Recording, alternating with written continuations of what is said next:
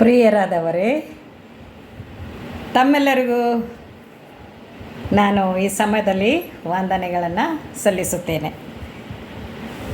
ಮತ್ತೊಂದು ಆವರ್ತಿ ದೇವರು ಉತ್ತಮವಾದ ಸಂದೇಶದೊಡನೆ ನಿಮ್ಮ ಜೊತೆಗೆ ಮಾತಾಡುವುದಕ್ಕೆ, ನಿಮ್ಮನ್ನು ಸಂಧಿಸುವುದಕ್ಕೆ ಕೊಟ್ಟಿರುವಂಥ ಈ ಒಂದು ಸಮಯಕ್ಕಾಗಿ ನಾನು ದೇವರನ್ನು ಸ್ತುತಿಸೋಳಾಗಿದ್ದೇನೆ. ಈ ದಿನದ ದೇವರ ವಾಕ್ಯದ ಭಾಗವು the book of Matthew chapter 4 verses 18-22. ಮತ್ತಾಯನು ಬರೆದ ಸುವಾರ್ತೆ 4ನೇ ಅಧ್ಯಾಯ ವಚನಗಳು 18ರಿಂದ 22ರವರೆಗೆ. ಮೊದಲು ಈ ವಾಕ್ಯಗಳನ್ನು ಓದಿಕೊಳ್ಳೋಣ. ತಲೆಬರಹ ಈ ರೀತಿಯಾಗಿ ಬರೆಯಲ್ಪಟ್ಟಿದೆ: ಏಸು ಪ್ರಥಮ ಶಿಷ್ಯರನ್ನು ಮಾಡಿಕೊಂಡದ್ದು ಎಂದು.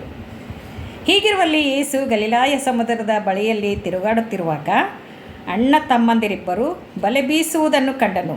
ಅವರು ಪೇತ್ರನೆನಿಸಿಕೊಳ್ಳುವ ಸೀಮೋನ ಮತ್ತು ಅವನ ತಮ್ಮನಾದ ಆಂದ್ರೆಯ.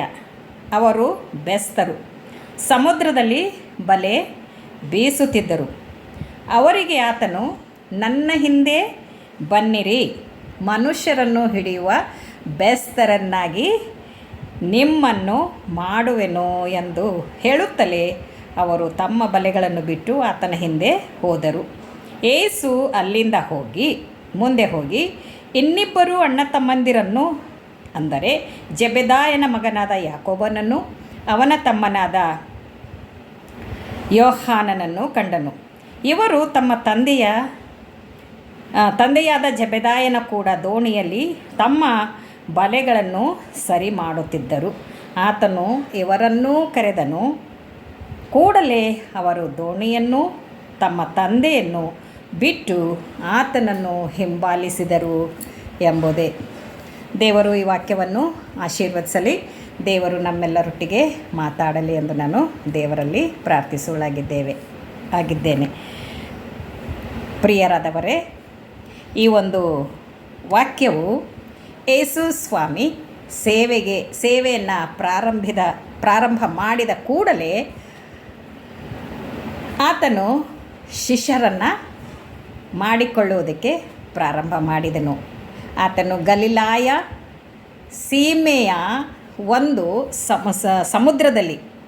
ಸಮುದ್ರದ ಉಸುಕಿನಲ್ಲಿ, ಮರಳಿನಲ್ಲಿ ಹೋಗ್ತಾ ಇರುವಾಗ ಅಲ್ಲಿ ಬೆಸ್ತರು, ಮೀನು ಹಿಡಿಯುವ ಕೆಲಸ ಮಾಡುವ ಇಬ್ಬರು ಅಣ್ಣ ತಮ್ಮಂದಿರಲ್ಲಿ ಬಲೆಗಳನ್ನು ಬೀಸ್ತಾ ಇದ್ದರು. ಅವರು ಪೇತ್ರ ಮತ್ತು ಸೀಮೋನ ಅವರು ಬಲೆಗಳನ್ನು ಬೀಸ್ತಾ ಇರುವಾಗ, ಮತ್ತು ಇನ್ನೊಬ್ಬನಿದ್ದನು ಆಂದ್ರೆಯ. ಪೇತ್ರ ಎನ್ನುವಂಥ ಸೀಮೋನ ಮತ್ತು ಅವನ ತಮ್ಮನಾದ ಆಂದ್ರೆಯ ಇಬ್ಬರು ಅಲ್ಲಿದ್ದರು. ಅವರನ್ನು ಯೇಸು ಸ್ವಾಮಿ ನೋಡಿ ಕರಿತಾ ಇದ್ದಾನೆ, ನನ್ನ ಹಿಂದೆ ಬನ್ನಿರಿ, ನಿಮ್ಮನ್ನು ಮನುಷ್ಯರನ್ನು ಹಿಡಿಯುವ ಬೆಸ್ತರನ್ನಾಗಿ ಮಾಡ್ತೇನೆ ಎಂದು. ಅಷ್ಟೇ ಅಲ್ಲದೆ ಯೇಸು ಸ್ವಾಮಿ ಅವರೇನು ಮಾಡಿದರು, ಅದೇ ತಕ್ಷಣ ಯೇಸು ಸ್ವಾಮಿ ಹಿಂದ್ಗಡೆ ಬಂದುಬಿಟ್ರು. ನೀ ಯಾರು, ಎಲ್ಲಿಂದ ಬಂದು, ನಮ್ಮನ್ನು ಯಾಕೆ ಕರಿತಾ ಇದ್ದಿ?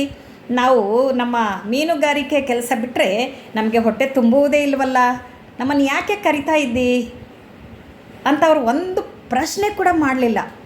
ಏಸು ಕರೆದ ಕೂಡಲೇ ಅವರು ತಮ್ಮ ಬಲೆಗಳನ್ನು ಬಿಟ್ಟು ಮುಂದೆ ಹೋಗ್ತಾ ಇದ್ದನು. ಯೇಸು ಸ್ವಾಮಿ ಹೋಗುವಾಗ ಅಲ್ಲಿ ಒಂದಿಬ್ಬರು ತನ್ನ ತಂದೆಯೊಡನೆ ಜೆಬೆದಾಯನ ಮಕ್ಕಳಾಗಿರ್ಲಿಕ್ಕಿರುವಂಥ ಇಬ್ಬರು, ಅವರು ಯಾಕೋಬ ಮತ್ತು ಯೋಹಾನ, ಇವರು ಬಲೆಗಳನ್ನು ಸರಿ ಮಾಡ್ತಾ ಇದ್ದರು.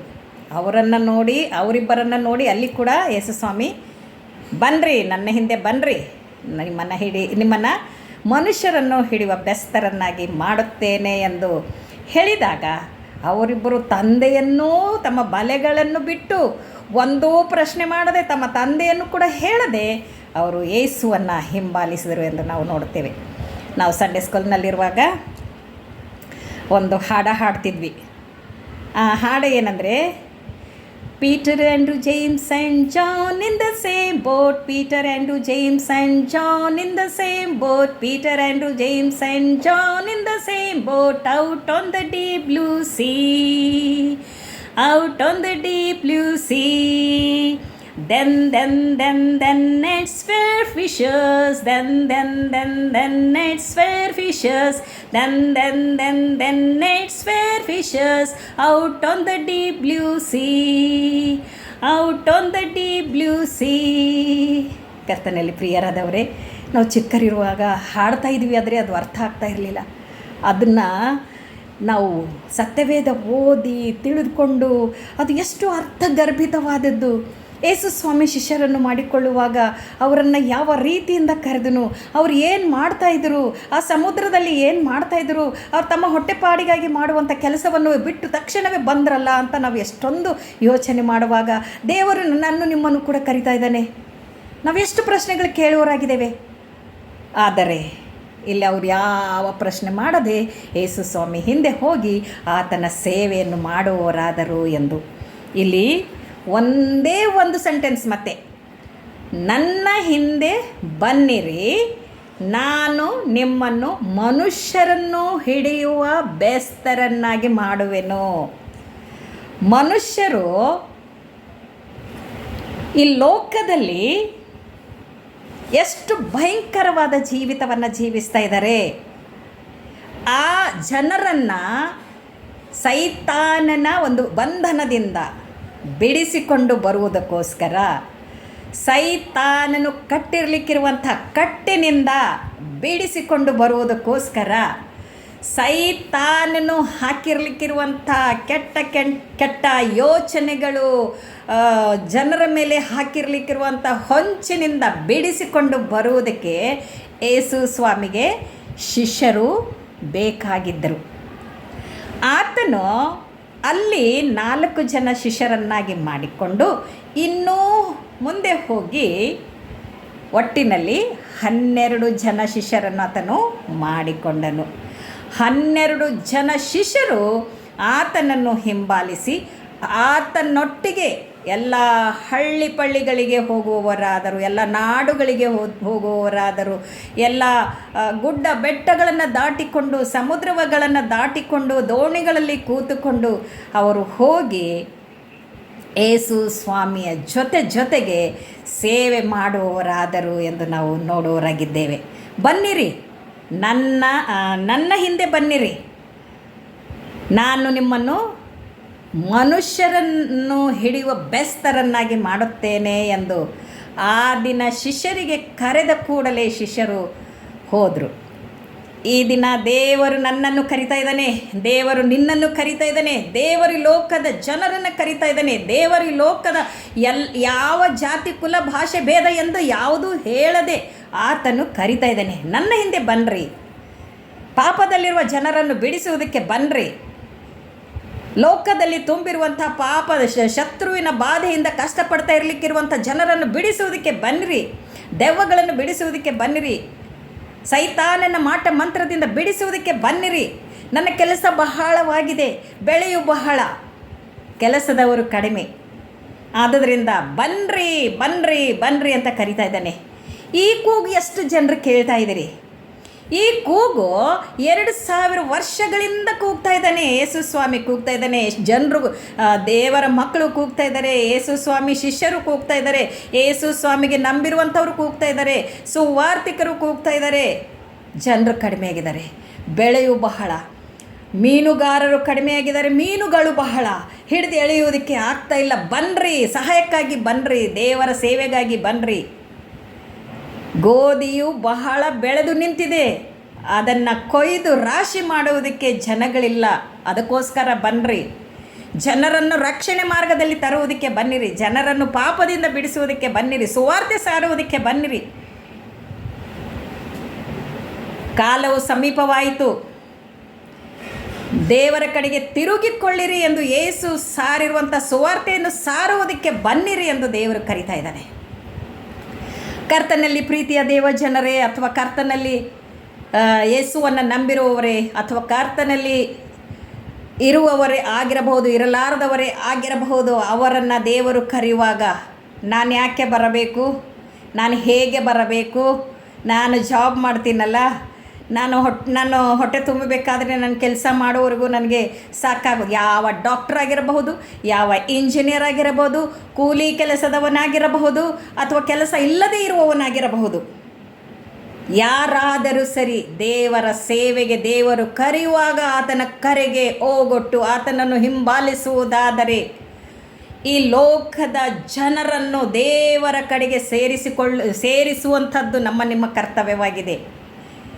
ದೇವರ ಕಡೆಗೆ ಜನರನ್ನು ತಿರುಗಿಸುವುದು, ಸುವಾರ್ತೆ ಸಾರುವುದು ನಿನ್ನ ಕರ್ತವ್ಯವಾಗಿದೆ. ಯೇಸು ಕ್ರಿಸ್ತನನ್ನು ನಾವು ಪರಿಚಯಿಸುವಂಥದ್ದು, ಪರಿಚಯ ಇಲ್ಲದ ಜನರಿಗೆ ಪರಿಚಯಿಸುವಂಥದ್ದು, ಅವರನ್ನು ರಕ್ಷಣೆ ಮಾರ್ಗಕ್ಕೆ ತರುವುದು ನನ್ನ ಕರ್ತವ್ಯವಾಗಿದೆ.